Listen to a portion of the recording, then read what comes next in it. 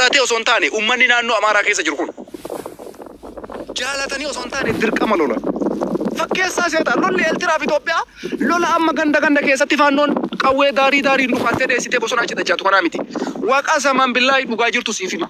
Lolli jalqabe taanaan Itoophiyaa keessa namni jiru dargaggeessi humni isaa waraanaaf ga'e jaalattee osoo hin taane mismaarri lakkoofsa 8 dhayame waraana deemtee lolta.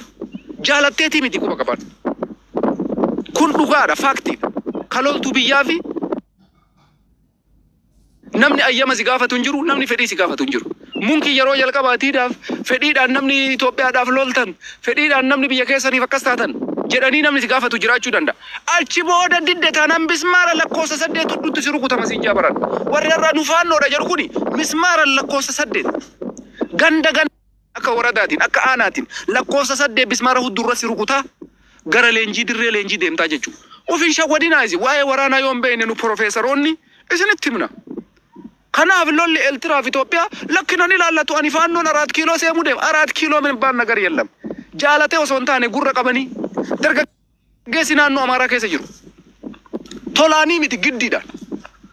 Gurri isaa qabamee gara dirree leenjii fudhama. Baatii 8 baatii 9 leenjii fudhata achirraa waraana irratti hirma. Dhugaan jiru kanu. Namni jecha gowwaan ta'inaa ishee TikTok irra teettanii mangistiin ta'ina. TikTok irra teettanii king of king. Versus king. King jirra nuti warri waggaa meeqa isiniif jecha miidiyaa kanarra jiru. Hin beekne eenyu akka kingii ta'e maaltu akka dalagamullee bareechinee beekna. Isinii galee kanaaf jecha dhimma waraana Eertiraaf Itoophiyaa jidduutti Eertiraaf Itoophiyaa qofaayyuu miti. Garuma kamittuu Itoophiyaan biyya kam wajjin waraana seente taanaan namni fedhaan si lolchiisu hin jiru. Deebii gaafii gabaabduu fi deebii gabaabduu sitti baala. Loluma dheengadda Tigraay fi mootummaa federaalaa jidduu geggifame. Gaafa Tigraay humnaan waxxarte obboleessoo sitti baan biyya dawwalee manguddoon jechuudha. Namni waggaa 80 leenjiidhaaf gurra qabanii giddiin ofaa jiran jireen natti mee jira akkam jettaati. Dargaggeessi ammoo humna keetiif ga'e Itoophiyaa fi Eertiraa jidduutti lolli jalqabe lakkee waraana deemu ani faannoodha.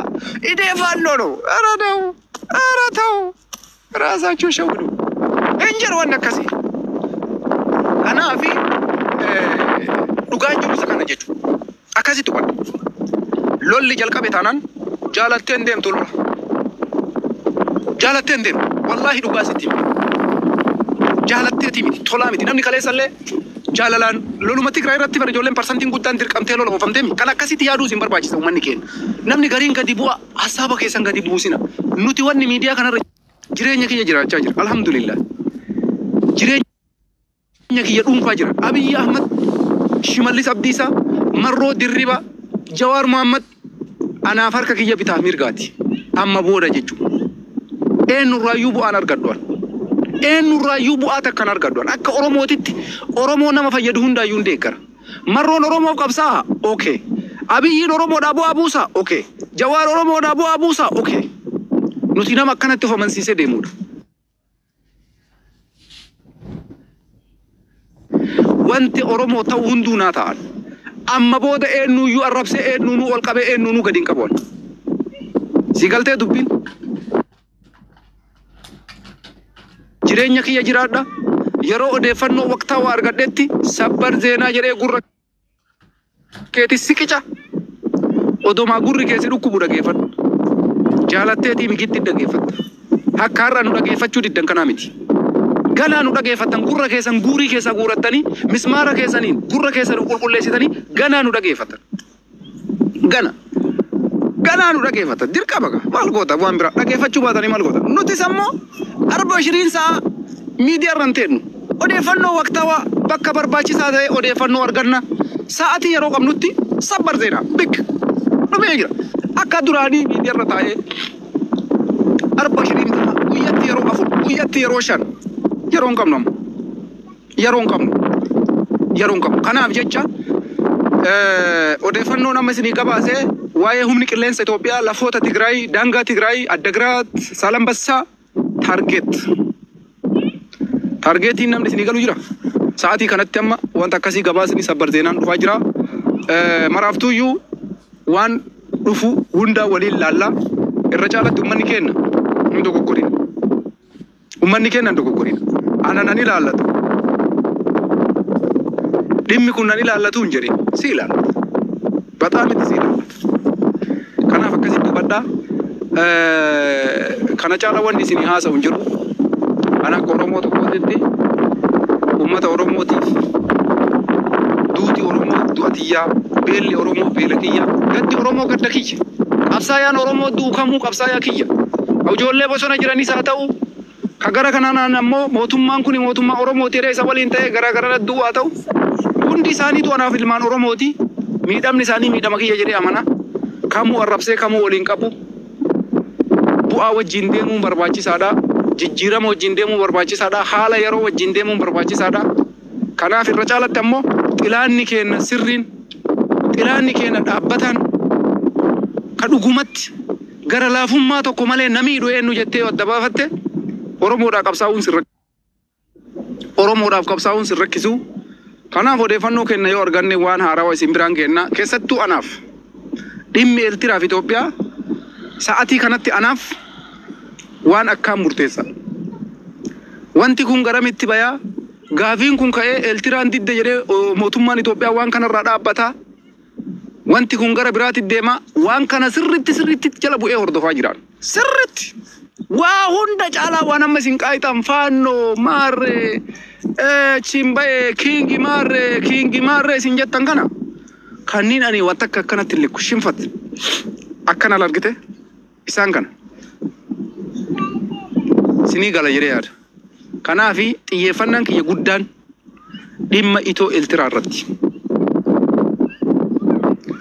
jalqabni kenna maali xumurri kenna maali sabbar zeenaa oduu gaggabaabduu dhimma kana irratti jala bu'ee isin biraan ga'uudhaaf qophii xumuree jira yeroo akiyya keessatti sa'atii kiyya argadhetti xiyyeeffannaan kiyya guddaan kana isin xiyyeeffannaan keessan wal arrabsuu nama mataa gaggaragalchuu jettee jala deemu nuti bakka san keessaa baanee jirra bakka mataa namaa gaggaragalchan bakka jecha namaa jala deemee ebaluun kun kana jedhe jedhan san biraa kunne erran kunne bakka sanam isinii dhiifnee jirra warra amma dhuftanii tiktokii banattanii foloo barbaachaaf jecha lafa dhiittan foloo guddifachuuf jecha garagara na taltan miskiin jedhe Sheek Amiin bro isinii dhiifnee jirru jecha nama jala deemtanii ebaluun kun kana jedhe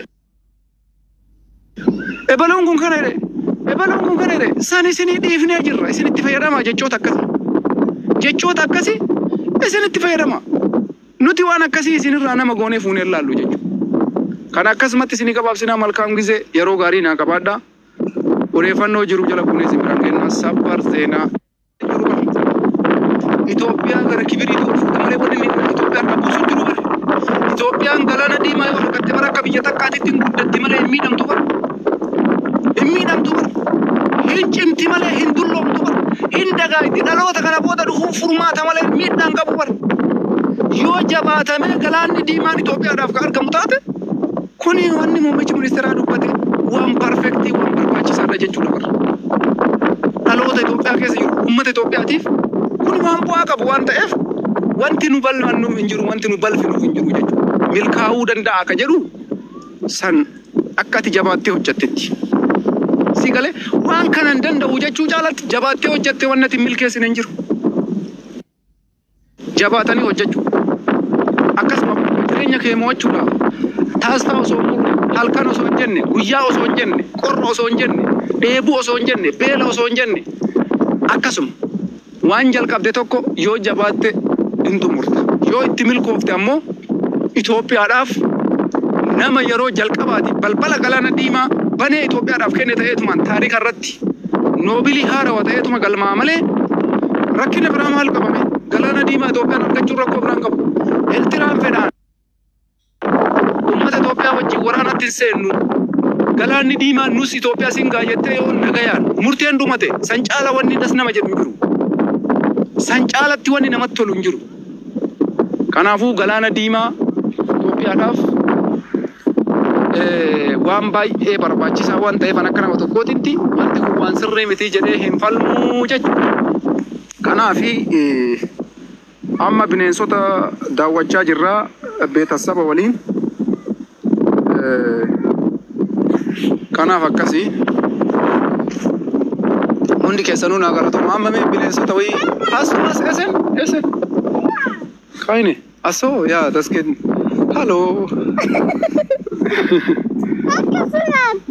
yaa akkasii bineensota wayii daawwachaa jira. Kanaaf hundi keessanuu naa galatoomaa yeroo gaarii naa qabaadhaa. Kanum hundi keessanuu galatoomaa. Iddoo bashannanaa wayii jirra bineensota wayii ijoollee gayyaasee ijoolleen bineensa wayii daawwachaa jira. Waa nyaachisaa jirti. Kanaaf kenniif raafi kenniif. Yaa ishee biqilsee.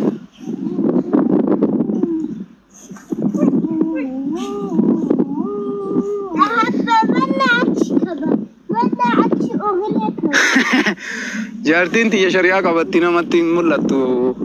Hin dhoorga shari'aan beektaa nuti gara baalee kanatti jaartii teenya nama laalchisuu hin shari'aan hin dhoorga. Kanaaf paarkii diinshoo jirra har'a paarkii diinshoo. Paarkii diinshoo jirra.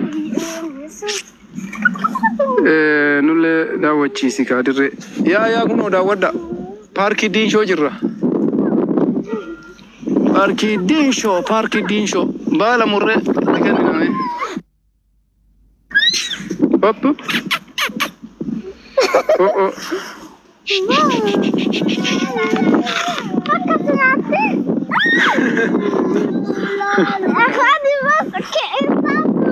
Suni dhiira wayiiti garasiisu. Akkasii galatoomaa uummata keenya uummata qashtii daawwattoonni kiyya hordoftoonni kiyya warroonni yeroo dheeraadhaaf nu faana jirtan malkaam gisee isiniin jenna. Yeroo gaarii naa qabaadha. Nuti gisee takka dhufnee akkana dhugaa jirtu cabsinee hiraafis ilaataafis firaafis irraan dhaabannee biraalinna nagaatti naa jira.